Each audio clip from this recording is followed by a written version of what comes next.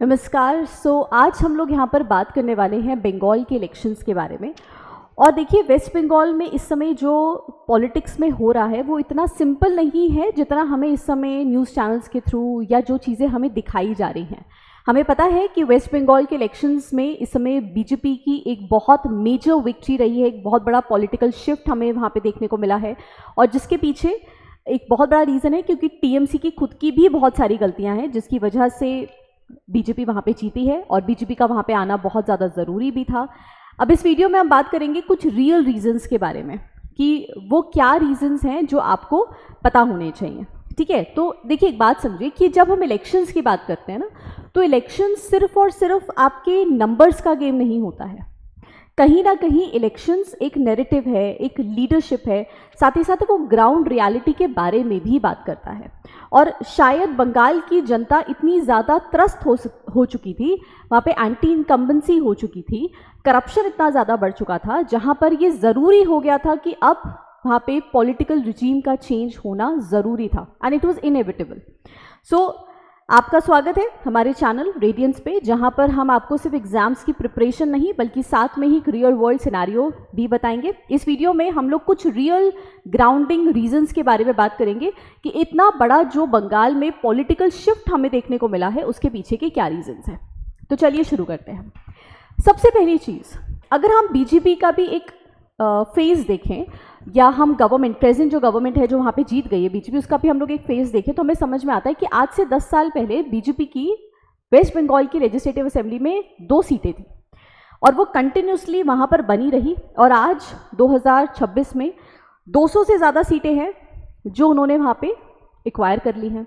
अपनी सरकार वहाँ पे बन गई है, कुछ दिनों में वहाँ पे सीएम बन जाएंगे। ठीक है ना। इससे हमें एक चीज़ समझ में आती है कि वहाँ पर एक स्टेट इलेक्शन को गवर्नमेंट ने एक नेशनल रूप दिया। उन्होंने स्टेट इलेक्शन का ही नेशनलाइजेशन करा। और कैसे करा? क्योंकि उन्होंने बंगाल के इलेक्शन को लिंक करा वहाँ के डेवलपमेंट के साथ, वहाँ की सिक्योरिटी के साथ, वहाँ पर इन्वेस्टमेंट लाने के लिए, इंडस्ट्रीज़ के लिए, करप्शन को हटाने के लिए। ये सारे कारण बने जिसकी वजह से ग्राउंड रियलिटी के ऊपर वहाँ पर बीजेपी की गवर्नमेंट ने वर्क किया। वहाँ पे अगर हम लोग देखें तो बीजेपी गवर्नमेंट के थ्रू जो वहाँ के एक बहुत ही क्लोज अलाय थे ममता बनर्जी के, शुवेंदु अधिकारी, जिन्होंने बहुत करीबी तौर से ममता बनर्जी के साथ काम किया था, लेकिन उनके आपसी कुछ डिस्प्यूट्स की वजह से वो टीएमसी से अलग हो गए थे और उसके बाद उन्होंने बीजेपी ज्वाइन कर ली थी। He was a very close ally of Mamata Banerjee. 2021 में उन्होंने सबसे पहले नंदीग्राम से ममता बनर्जी को हराया। तो जब ममता बनर्जी हार गई तो उन्होंने भवानीपुर के एमएलए को रिज़ाइन करने को बोला और खुद वहाँ से सीट जीत गई। अब 2026 में शुवेंदु अधिकारी ने वहीं से दोबारा आपके भवानीपुर से उन्हें हटा दिया, मतलब उनको हरा दिया। तो ये एक कहीं ना कहीं एग्जाम्पल भी सेट करता है, एक प्रीसेट भी सेट करता है कि शुवेंदु अधिकारी अपने आप में ही एक केपेबल कैंडिडेट बन जाते हैं to become a chief minister of West Bengal. बाकी जो पार्टी डिसाइड करेगी वो उसके अकॉर्डिंगली होगा। अब हम लोग सबसे पहले कुछ मेजरली रीजंस के बारे में बात कर लेते हैं कि इसके पीछे के क्या रीजंस हैं जिसकी वजह से हमें देखने को मिलता है कि वहाँ पे बीजेपी की जीत हुई है। सबसे पहला रीज़न है स्कैम्स, रिक्रूटमेंट स्कैम्स।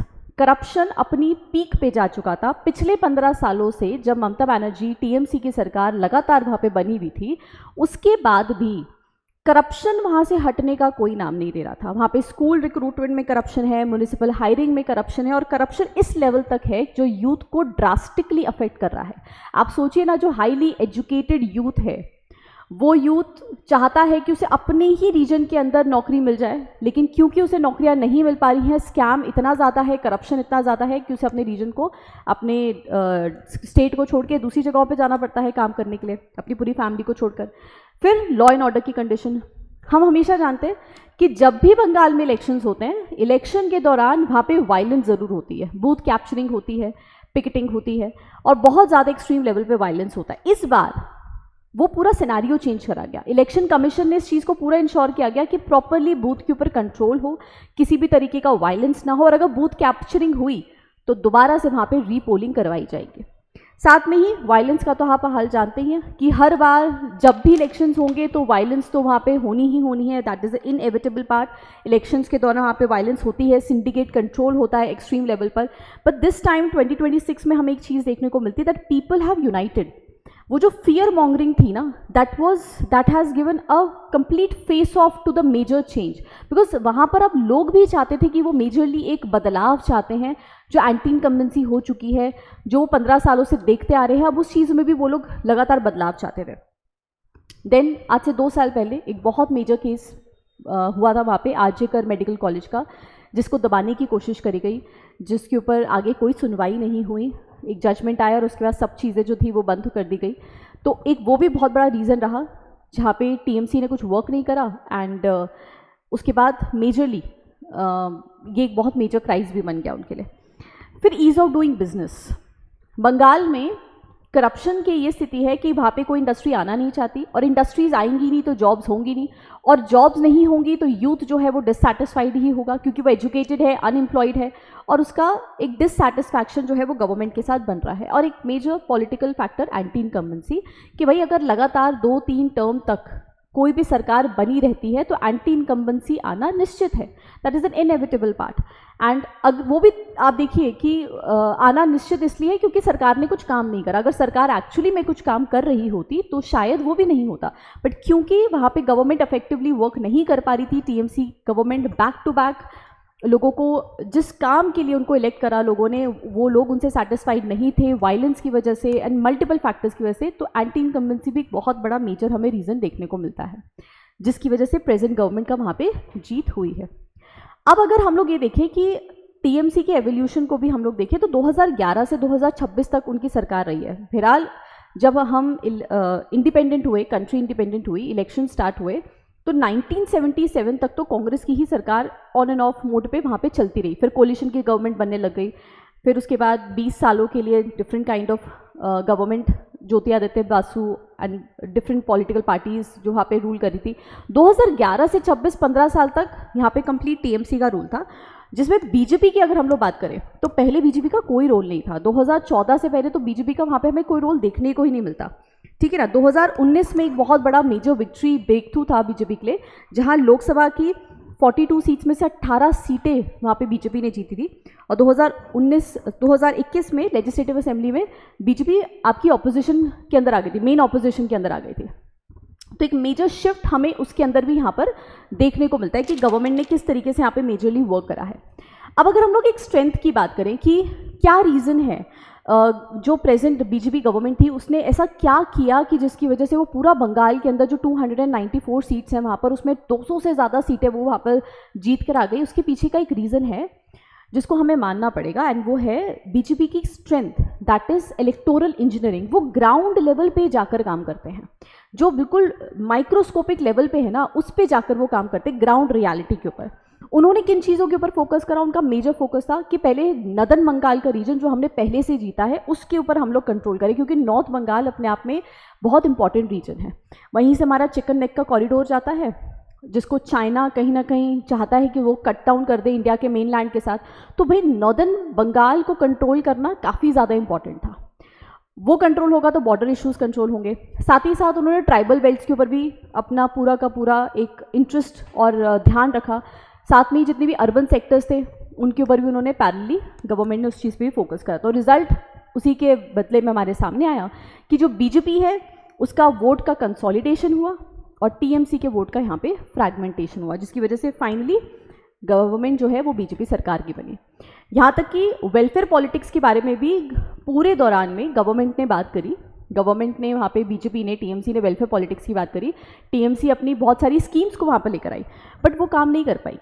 बीजेपी ने सिंपल सी एक बात बोली कि भाई हम वेलफेयर पॉलिटिक्स करेंगे, हम मना नहीं कर रहे हैं, लेकिन हम लोग बेटर डेवलपमेंट के बारे में बात कर रहे हैं, हम बेटर प्रोस्पेक्टिव्स के बारे में बात कर रहे हैं, हम एम्प्लॉयमेंट के बारे में बात कर रहे हैं, हम इंडस्ट्रीज़ को लेकर आने में, इन्वेस्टमेंट के बारे में, इन सब चीज़ों के बारे में बात करेंगे rather than just the welfare politics. तो ये कुछ फैक्टर्स बने जिसकी वजह से भी वहाँ पर आपका जो प्रेजेंट पॉलिटिकल शिफ्ट है वो हमें देखने को मिलता है। एंड सबसे एक इम्पॉर्टेंट एसआईआर की रिपोर्ट्स या एसआईआर वहाँ पे होना, क्योंकि एसआईआर के होने के साथ जितने भी डुप्लीकेट वोट्स थे वो क्लीन अप हो गए। SIR was just like a clean up drive कि भाई किसी भी तरीके की फौजरी ना हो वोटिंग के टाइम पर।